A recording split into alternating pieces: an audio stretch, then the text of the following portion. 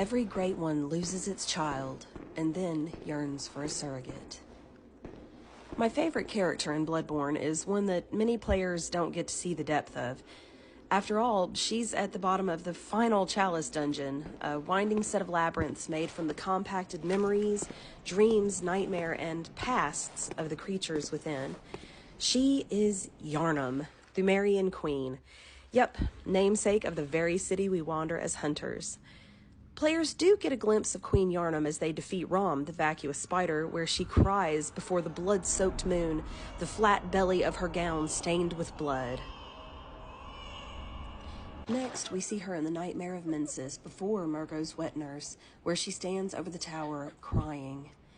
If you attack her here, she simply disappears. So little of her story is spelled out, leaving players to infer their own by this tiny interaction.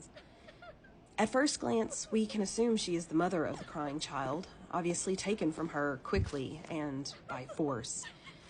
She is covered in blood, from childbirth, we assume, and desperately seeks to console the child beyond her grasp. If you return to her after defeating Murgo's wet nurse, slaying the nightmare, and ceasing the child's cries, she will bow to you before disappearing. As with all FromSoft games, much of the tale is in the doing. You would never guess that this character would serve as a boss in the depths of the Chalices. This is past Yharnam in the fight. She is heavily pregnant. Some of her mechanics belie her truth. She is in shackles to begin with, restraining the powerful blood magic that becomes apparent once they are broken. At one point in the fight, she spawns copies of herself, and only one of them will still be pregnant. That is the actual boss. That's the real Yharnam. A baby's cries persist throughout the fight, pushing Yharnam into a frenzy of attacks that can stun you in place. All of these clues give us insight. She does not seem a willing participant in the cosmic destiny she has been assigned. Why would a queen be bound? Why would her belly still be covered in the blood of birth? One answer seems clear enough. Her baby, Murgo, is a great one and was taken from her by violence, essentially making her a pawn in the game of calling the next great one down. Now, that point requires a bit of lore explanation. When the great one ascends, a womb will be blessed with child.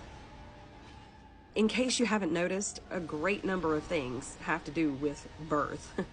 It's blood born in a myriad number of ways. Queen Yharnam seems to be an ages-gone participant of the rite of eldritch surrogacy, where mortal women imbued with specific bloodlines are impregnated with great ones, the strange cosmic gods of Bloodborne.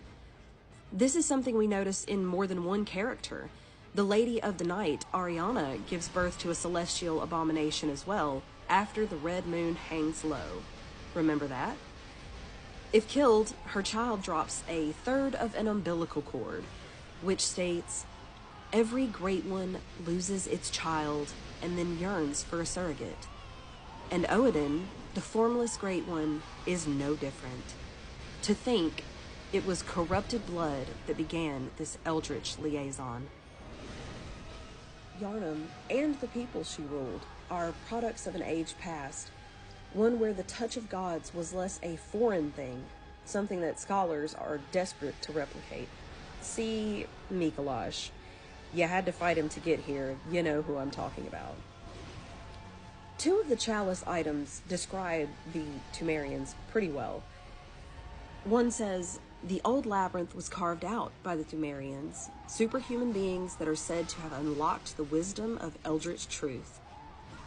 Another reads, while early Thumerians were humble guardians of the slumbering great ones, their descendants felt entitled to name themselves a leader.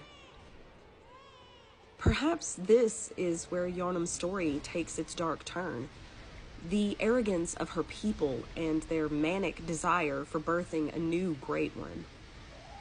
She is yet another piece in the strange and melancholy tale that is Bloodborne.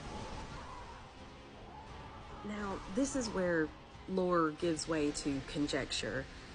Not everything is clear-cut and easy with Yharnam.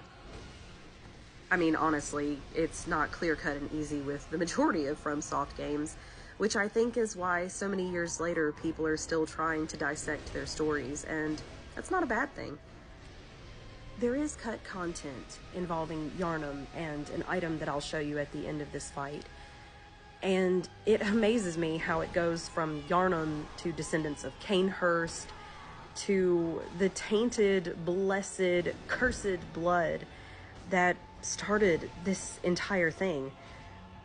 It is from this blood that the monsters come, that the hunt exists at all.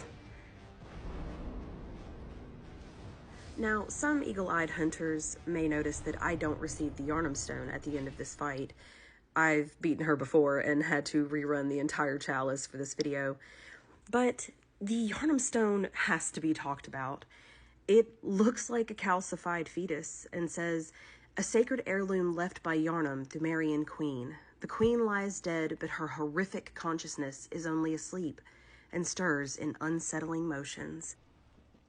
Most lore hunters assume this to be a lithopedion, a calcified baby. Why does it hold her consciousness, and what didn't we see?